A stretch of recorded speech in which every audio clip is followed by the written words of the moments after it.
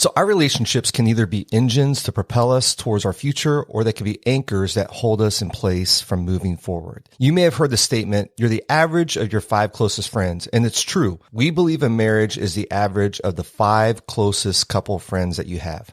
Our pastors often say, show me your friends and I'll show you your future. For your marriage to be secure and strong, you need to build a pro-marriage collective, a community with like-minded, growth-minded couples. And that's what we're talking about today. Hello, welcome to the Art of Espousing podcast, and thanks for taking the time to listen to the show. We know that your time is valuable, so we really appreciate you investing some time with us. You know, we love meeting and talking with people who are regular listeners to the show. It's so encouraging. The feedback that you are giving us on the podcast is so appreciated and super helpful. Yeah, really the reason we're doing this podcast is because we really believe that every marriage, including your marriage, can move from mundane to masterpiece level. But we know personally that a work of art doesn't just appear. It requires intentionality and practice to be crafted and shaped. So our goal with every episode is to give you tools to practice that will help your relationship not just survive, but also thrive. Hey, we just got back from a great trip from Palm Springs, California, an area where we were able to be at Southwest Church to share with some married people there at their Cultivate Date Night. It was awesome. It was a lot of fun, and shout out to all of our new friends in California. And James, we had such an interesting experience there because we'd never been to a desert before. That's right. Yeah, this was our first time in that part of the country, and it's a lot different than here in sunny, green South Florida. Funny thing was how all the folks there talked about how it hardly ever rained in the desert. And lo and behold, our one day to kind of go look around the area, it let loose and rained all day, thunderstorms, flash floods. So we need to go back someday and check it all out. Well, you know, they say they rarely get rain and they love it when they get rain. So you're welcome that we brought rain from South Florida to you. We still enjoyed it. Had a great time. Yep. We're launching a new monthly email newsletter. We want to invite you to subscribe. Each month, you'll receive links to the past month's blog posts and podcast episodes, along with highlights from our world, some tips and advice to strengthen your marriage. All this delivered straight into your inbox. You can sign up in the link in the show notes, or you can email us at hello@artespousing. Just say, sign me up, and we'll take care of the rest. Several months now, we've been using a marriage coaching tool. It's an incredible tool for any marriage that is wanting to work on themselves, go from good to great, or there's some places that they just want to gain some vision for their future. It has actually been a highlight for us to work with these couples and just see vision come to life for them and excitement. All right, so check this out. If you're looking for that one thing that could be the game changer for your relationship, then the Marriage Reboot Retreat is just for you. If you want a greater connection with your spouse, if you are tired of feeling stuck in the same old, if you desire to feel the thrill of fun and discovery again, like you did when you first met, we can help. We support couples to reconnect, recharge, and re-engage to pursue their life purpose together. The Marriage Reboot Retreat by Married for a Purpose is a private, intensive experience for you and your spouse, working exclusively with Lisa and I for 2 consecutive full days. At the end of the 2 days, you will walk away with a unified purpose for your marriage and a holistic vision for your marriage and family, supported with a real action plan. If you would like to find out more information about the Marriage Reboot Retreat, you can set up a discovery call with James and I, and we will tell you more about it. The link is in the show notes, or you can direct message us on Instagram at @artespousing, and we will send you a link to schedule a discovery call. Today, we're talking about building your marriage collective. I love this idea as it pertains to art espousing. That's right. An artist collective is a group of artists, curators, and supporters who work together to support and promote the work of every member of the collective. Artist collectives have occurred throughout history, and just like artists need support and encouragement to continue pressing forward, guess what, James? Yes. We and our marriage, you and your spouse need a marriage collective that will strengthen and push you forward in your marriage. We found that the quality of our married life is actually enhanced by the quality of our relationships, both as individuals, with our friendships, and with our couple friends. So we teach and coach a lot around discovering your purpose and your vision for marriage, as well as setting boundaries and priorities for marriage. But, for our first several years, Lisa, our marriage, we didn't have a purpose. We didn't know what our purpose was.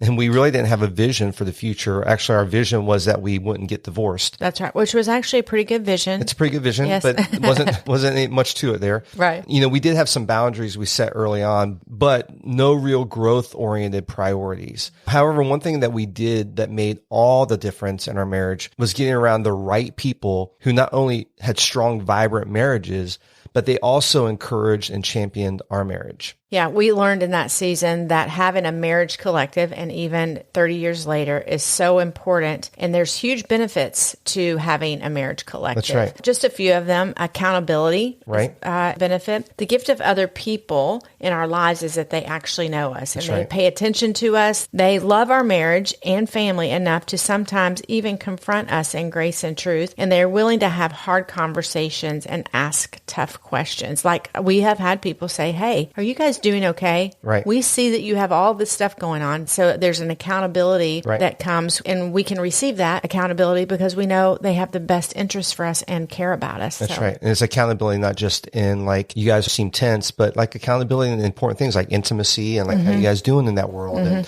holding you accountable to make sure that the things that are going to strengthen marriage are present in your marriage. So not only is accountability a benefit, encouragement is. And this is one of my favorite benefits of great couple friends. Life is hard, which sometimes makes marriage hard. That's right. I've heard it said, a joy shared is doubled and a sorrow shared is halved.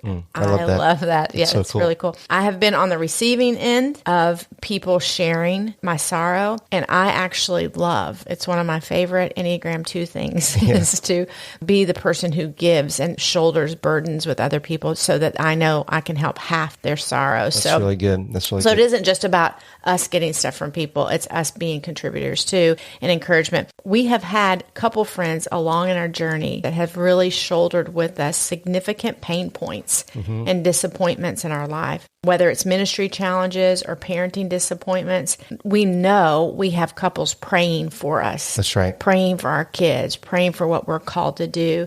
And honestly, just them checking in on us, a text saying, "Hey, I prayed for you." Yeah. It really is a source of just pick me up. And it's actually lightened our load in our married life when we're having hard times. And it's just lifted the struggle a bit in our personal lives and actually impacts our marriage. Yeah. It's so important to not go through hard things alone.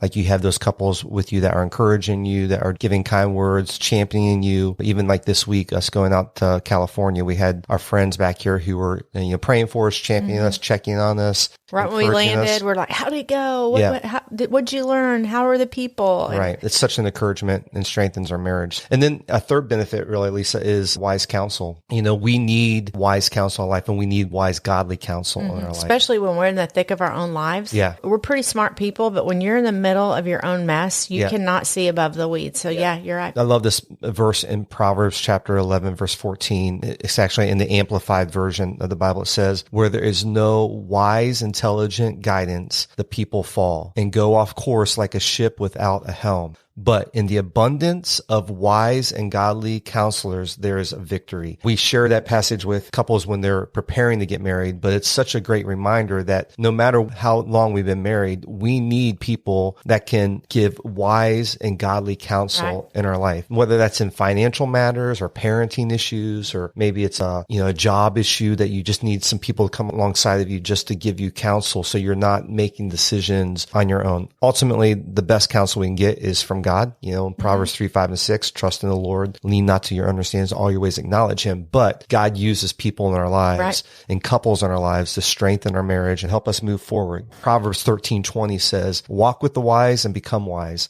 Associate with fools and get in trouble." And so it's so important that we're building this collective of people that are going to give accountability. They're going to give encouragement and wise counsel. One of the things we often see in marriages is that when couples are struggling, they'll tend to isolate themselves from others, hiding the struggle from friends and family. And that isolation only enhances the pain. So having this strong marriage collective is going to provide the support, the encouragement, the counsel, and the comfort in those times when you're struggling. There's this quote I found by an author, Ben Casnocha. He wrote, "The people you spend the most time with will change you in ways you cannot anticipate or ever fully understand. The most important choice of all is who you choose to surround yourself with." And that's why this marriage collective is so important to you. I couldn't agree more. And we didn't have a lot of vision. We didn't have a lot of forward momentum, but we did have a lot of great people around us. Yeah. I think of Glenn and Sandra Bond, who really invested in our marriage. There wasn't a class. Right. It wasn't an 8-week class on marriage, prep for marriage. We didn't have that. We offer those things now at Christ Fellowship, but we had hands-on, one-on-one training and modeling for us. And you got to live with them for a season and see their marriage up close. And we would actually talk about the dynamics of what we saw in their marriage as we were preparing to get married, which is really cool. I feel like I need to write them a thank you letter because they probably don't know how much they impacted me. Growing up in a divorced home, I didn't see that. And so I was up close and personal with them. And so I could see how Glenn honored her. And I could see how, and I saw tensions. There was natural tensions that every marriage has tensions. That's right. But in the way that they did it was so honoring and respectful for one another. And then our first year of marriage, I think about Calvin and Andrea Green. Oh, yeah. And so they had two kids maybe at the time we intersected with them. And we just hung out with them. Yeah. We were on their couch watching ball games. Actually, they modeled fun for us. Now, they were probably 5 years ahead of us in marriage. It literally was better than a class is because we looked and modeled a lot of our married life and interactions after them. Again, Andrea, a very strong woman, but this balance and the tandem between the two of them, I think really shaped a lot of our leadership even today. And how we interact as husband and wife. And we've had couples at pivotal times in our life. So when we had our first child, I think of Kevin and Michelle Bennett out in Kansas. They came alongside us at a really pivotal time when we had our first child, right? Right. So they had 2 older boys. So she was a seasoned mom. I mean, she was beast. And then she ended up getting pregnant at the same time we did with our first. And so we had girls together. Like I learned decongestant from her. Like, what is a decongestant? I didn't know. When do I give my kids this, that, and the other, and all the things. But we actually spent a lot of downtime hanging out with them, playing cards or playing games, watching movies. And again, we were in their home. Right. And so we were able to watch them. I remember having conversations with her by myself about marriage and tensions for them and things they had navigated. But I want to tell you, to this day, she never dishonored her husband, even in our one-on-one. And I think that's so valuable that it was modeled for me. If like you can talk about the tensions of marriage without putting your husband in a bad light or putting marriage down. Pro-marriage collective. Yeah, and we can go on and on. Brian, Robin Parker, Todd and Julie, Dave and Bethany, Dave and Carrie Kaiser, these people that we've intentionally put around us in our lives that have really helped us over 30 years, not just survive, but thrive in our marriage. So this marriage collective is so important. Yeah, I love it. So when you build your marriage collective, you initiate time with people who stretch you. That's right. Who push you, who model for you, and even at times may confuse you. Right. Because you're like, that's not the way I've ever seen this done before. Right. And it could be a good confusion. Like it may like toss up your regular mindset and how you do things and go, we need to pivot. It's so good. Yeah. So we want to give you 3 things to look for when you're building your marriage collective. The first is they need to be pro-marriage people. Absolutely. I don't think you can Google this and define pro-marriage, but what we define pro-marriage is really what I just talked about with my friend Michelle and modeling is that they're not talking about divorce. Their language in relationship is propelling them forward. Yeah. They're championing you as a couple. They're not independently husbands talking, bashing wives bashing. It's because obviously we're not always with couple friends as couple and couple. Right. They're championing the heart of God and what God's word says about marriage. As you were sharing that, Lisa, I was just thinking about this idea that I teach a lot about being a conduit or a firewall. Mm-hmm. And I think of people who are pro your marriage are always going to be firewalls when there's conflict or when there's challenge. So if, you and I are having conflict and you go to one of your friends and you say, James and I are just struggling in this area, they're going to be a firewall and help stop the conflict right there and push back the strengthen marriage. They're not going to be a conduit to just allow you to kind of flow through, but they're going to help stop the conflict. And I think, that idea of being pro marriage as a whole, but also pro our marriage, that they want to invest in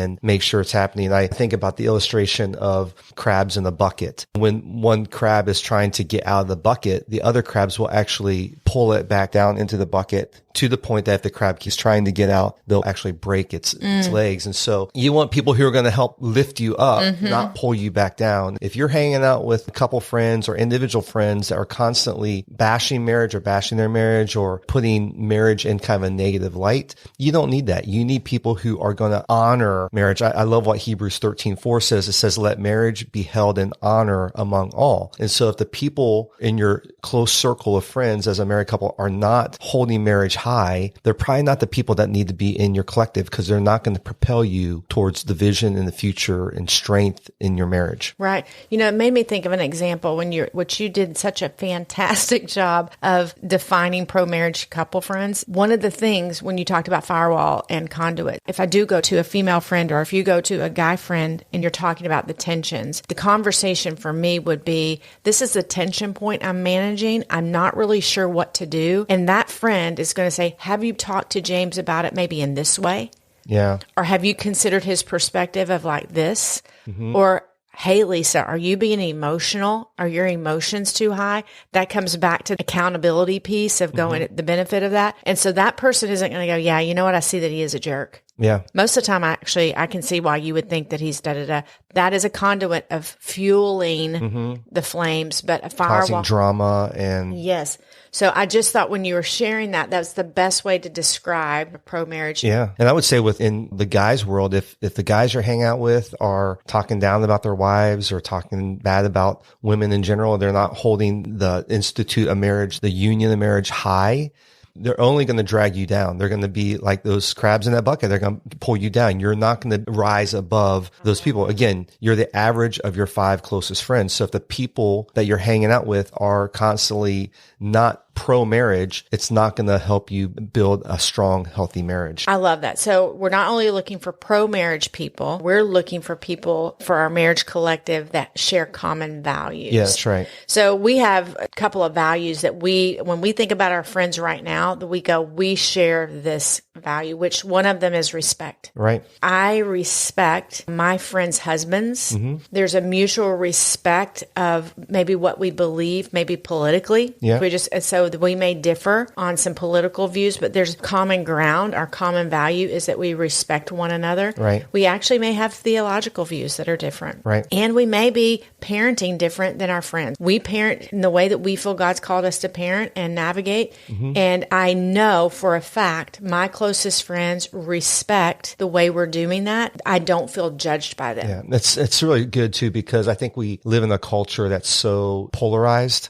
Right. And, if you don't believe the same way I do, theologically or politically or socially or whatever, but you can actually have people in your marriage collective that have different maybe theological views or political views if there's actual mutual respect there. It doesn't mean that you have to believe everything the same, but you do have to honor one another and bring respect. Another thing that is really important to us is faith. Right. We have friends that are close to us that probably don't believe everything that we believe when it comes to faith in God or how they practice their faith and the church they go to or whatever. However, it is a shared value for us. One of the things that I know for us is that our faith that unifies in common ground on how we speak to one another.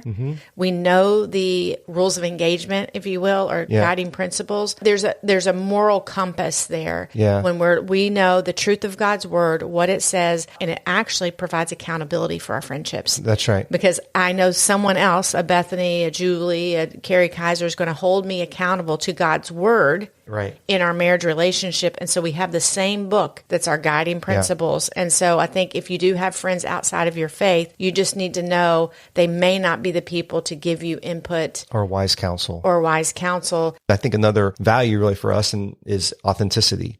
Right. We want to be around people who are real, and so the people in our collective are going to be people who are who they are. They don't put on pretense and so. We're real, you know what, James, we're really allergic to pretense. Yeah. We really are. We are, but that's okay. That's just us. That's us. Other people may, want that. That's right. But again, it's finding your shared values is really important for your marriage collective. And then I think the last thing that I would say, there's probably a lot more we could say, but one other thing that we'd say is really important to look for in your marriage collective is that the people that are close to you are trustworthy. You don't want to trust your heart and your life to people who can't be trusted with it. You know, I love this quote from George Washington. He said, "Be courteous to all, but intimate with few, and let those few be well tried before you give them your confidence. True friendship is a plant of slow growth and must undergo and withstand the shocks of adversity." Come on, somebody. That is amazing. Yeah, you know, I think there's I think there's a danger when you give too much of your life to people who haven't shown themselves trustworthy. Right. There's a lot more that we're going to share with our friends Dave and Bethany, who we've done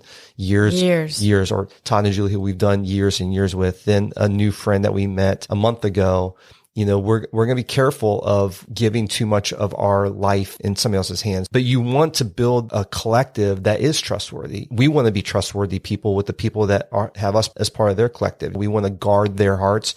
We want to be pro-marriage for them. We want them to know that they can trust us, and we want the people around us that we can trust them as well. I think of authenticity without wisdom is reckless. We're going to be authentic with people that we can trust, that are trustworthy. Right. You share too quickly with people that you don't know well enough, you could end up hurt and could cause you to be guarded. And you're like, maybe you should have given it a little bit more time. Right. This is one of the things we talk about all the time. Those who are planted in the house of the Lord will flourish. Right. A massive benefit of us being planted in South Florida at the same church for so many years, in the same community, in the same tribe, is that we have deep friendships that we trust emphatically. That doesn't mean that we haven't had challenges with them, because we in fact have. But and they've had challenges with us. Well, you know, we're pretty amazing, but I guess they probably have. Oh, James. So, but you're right. And so, but there's just this trust that we're gonna go the long haul together. Yeah. And so when you can trust that with people, there's just a richness that comes, and all of those benefits that we've talked about in the beginning. Are increased and compounded. I love it. So, Lisa, maybe somebody's listening today and they're thinking about their close friends, and maybe they don't have a really pro-marriage collective, or they don't have this marriage collective we're talking about. What should people do if they find themselves today and they're like, man, I want that, but I don't have that right now? I think that often people, when they set boundaries, they go in too hot. You know, you need to be careful, because we are, number one, we're representing Christ and how we love and care for people. That's obviously number one. But two, that's just rude. You know, if you're going, we don't do that, we're no longer going to hang out with you. You know, it's like, that's not really how you set boundaries. But I do think it's a conversation. It begins first with a conversation. So that may go something like this. James, I think George and Sue, they're not real people. There's some tensions that we're managing every time we're with them. Yeah. Do you agree, James? And you're like, I'm feeling that too. So it's a conversation with your spouse to go, what is it? And a discovery. And then just looking straight up at how often you spend time with George and Sue. Right. And we're going, man, we spend every Friday night doing dinner with them. I would start gradually moving away from having dinner with them every Friday night, that we're going, oh, we need to do blah, blah, blah. We have these plans, da, da, da, da. So you're actually starting to clear your calendar, that you're not doing so much time with them, but you're not just going to cut it off. Right. Now, I think if they are friends, that you could probably have a conversation. You could have a conversation with them. But I'm thinking in particular about a couple friend that we had nearly 15 years ago. Right. That we knew that we needed to distance ourselves from them. Right. And time did tell that we actually did need to do that. That's what I'm thinking of in mind, of like, you do really need to start gradually limiting your time with them. Yeah. But do you have thoughts on, like, if it's a couple friend that you want to spend time with? I would say there's the balance between like lessening the amount of time, but I think there's also the opportunity to invite them on the journey with you. You could say, hey, we're trying to move this direction in our marriage. This is some vision that we have for our marriage. And we find that there's some things that in our relationship that are not supporting that. Maybe it's our dialogue. Maybe it's the way we tease about marriage or put down our spouses or whatever. And we don't want to do that anymore. We love our friendship. We love you guys, and we'd still love to hang out, but we can't do that. Just kind of maybe set some guardrails around that and invite them, call them up to be part of your collective, and you guys kind of grow together over time. And maybe it's not just a new start for you, but it's maybe a new start for those people as well. I love that. Actually, as you were sharing that, it reminded me 2 years ago, we had a conversation like that with a couple friend of ours. Because most of our couple friends we do work with. And so that brings a layer of complexity that we had to say, hey, when we're together, from now on, can we not talk about work? Right. Because we knew that it was just taking us into a place that we just weren't uplifted. Right. And we needed them to be partyish friends that we had a great time with, that we talked about where we were vacationing, Right. how's the kids going, that kind of stuff. And when we had that conversation, they were like, that's a great idea. Right. And so we actually took the level up of our own relationship, but we brought other people with us. So I think you actually know. Yeah. Are these friends that would receive a conversation like this? Mm-hmm. Or are they friends that would not receive a conversation like this? I think that's the delineation of going, how are we going to move forward? But I would say when you go to have a conversation, it's more like, hey, James and I, we're noticing this in our life. And we want to see if you're on board with us. You're not going to actually go, hey, you dingalings, y'all are actually bringing us down.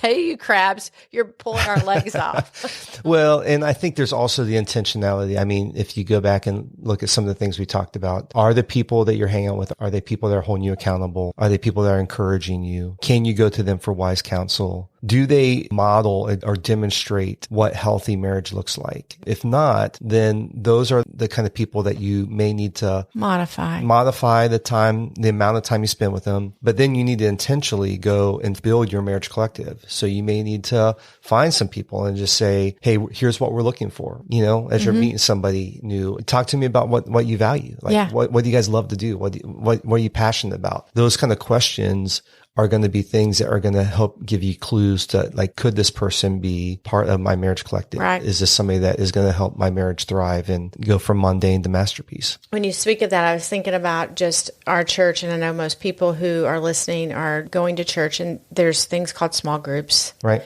You know, you can sign up for a group and be in a group of married people for 8 weeks, and you could probably go in that and go, none of these people are my collective, you know? Right. It's not that they're bad. It's just like I don't have chemistry with them. So I think taking a step forward and going, I'm going to manage the awkward and I'm going to look for friends is to be in a group like that, just to go, I'm going to serve in some places, at a soup kitchen or at my church or places that you're going to be around like-minded people and look for people that you have chemistry with so that you're not just going out to dinner and interviewing them, but you're actually like feeling it out and going, I want to be like them. Yeah. They inspire me. Yeah. I'm not intimidated by them. I'm inspired by them. And so those are the kind of people I want to go, you know, try to not be awkward and go, will you be my friend? It reminds me of two things as we're wrapping up today. Our friends, Greg and Julie Gorman, Married for a Purpose, they have a great resource that if you're looking for a marriage collective, every other Monday night, they do a call with a bunch of different couples who are trying to grow in their marriage. And all over the country.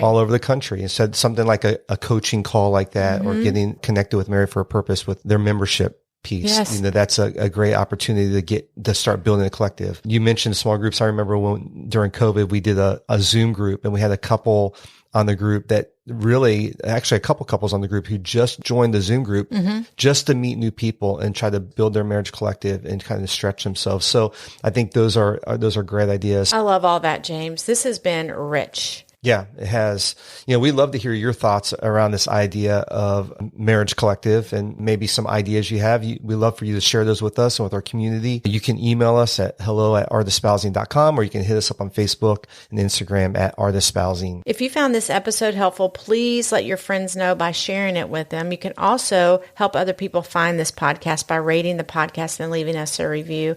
And please remember to subscribe to our monthly newsletter. You can sign up with the link in the show notes, or you can email us at hello@artespousing. Just say, sign me up.